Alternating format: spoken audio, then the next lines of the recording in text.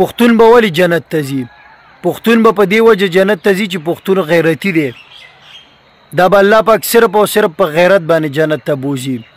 دا په سیټ کې چې تاسو ته دا کم سړی ښکاري دا یو علم دی، دویمه درېیمه درجه کې علم کوي او دی به ماښام ماسخوتن ناوخته راتو 12-11 بجې د تر علم نه چې کله به فارغه شو دی به بیا راتو کور ته کم د رهایي ځای چې یو نو دته مور ویلي چې ته ځې نو چا چې قتل کړی دی نو دا د مدرسې طالب العلم دی او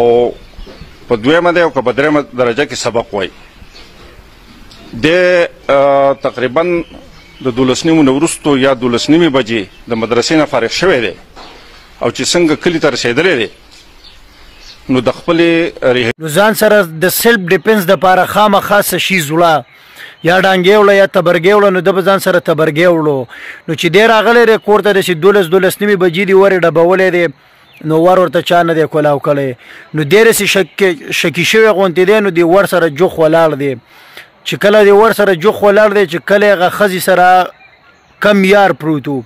کله چې معامله کړې ده او دا هلک بیا تو کور ته وروتی دی نو دا خاوند یې د قاري صاحب ورته په دې ور کې ولاړو تبرګې ورسره نو چې څنګه هغه یار په ده باندې وردانګل د ښځې هغه یار چې کوم و